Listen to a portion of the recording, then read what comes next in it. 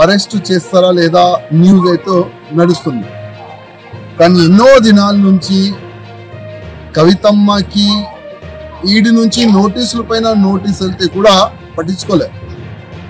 ఎందుకంటే కవితకి తెలుసు ఇవాళ లేకపోతే రేపు నేను అరెస్ట్ అవుతాను.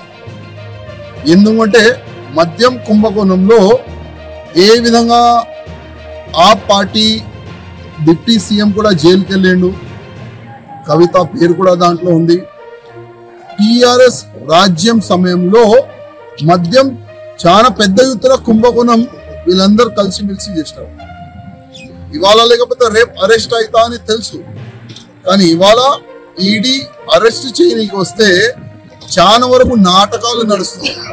ఒక ఎమ్మెల్సీకి ఏ విధంగా అరెస్ట్ చేస్తారు, ఒక ఎమ్మెల్సీకి ఎందుకు అరెస్ట్ చేస్తారు అని చాలా వరకు క్వశ్చన్లు లేబడుతున్నాయి.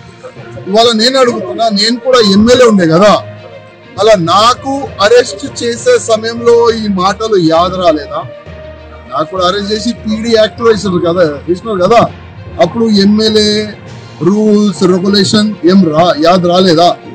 ఎవరైనా మోదీ కాలంలో తప్పు చేస్తే పక్కా జైలుకి వెళ్తారు, దానికి ఎవరు ఆపలేరు.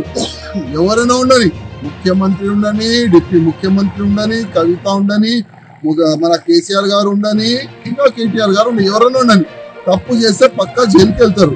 ఇది మోదీ రాజ్యం. మోదీ రాజ్యంలో కరప్షన్ ని అంతం చేయాలి, ఇదే లక్ష్యం మోదీ గారు.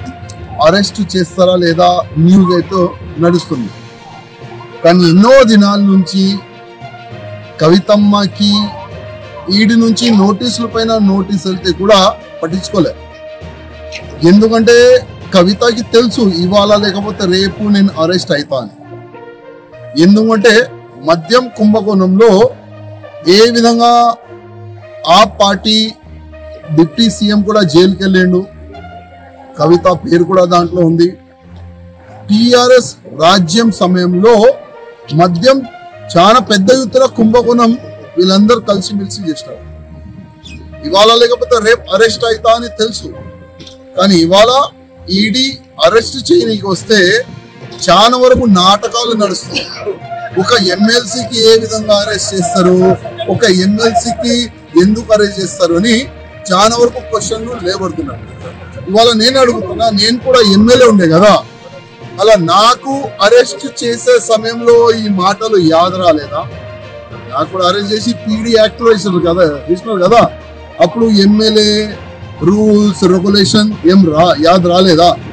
ఎవరైనా మోదీ కాలంలో తప్పు చేస్తే పక్కా జైలుకి వెళ్తారు, దానికి ఎవరు ఆపలేరు. ఎవరైనా ఉండని, ముఖ్యమంత్రి ఉండని, డిప్యూటీ ముఖ్యమంత్రి ఉండని, కవిత ఉండని, మన కేసీఆర్ గారు ఉండని, ఇంకా కేటీఆర్ గారు ఎవరైనా ఉండని, తప్పు చేస్తే పక్కా జైలుకి వెళ్తారు. ఇది మోదీ రాజ్యం. మోదీ రాజ్యంలో కరప్షన్ ని అంతం చేయాలి, ఇదే లక్ష్యం మోదీ గారు.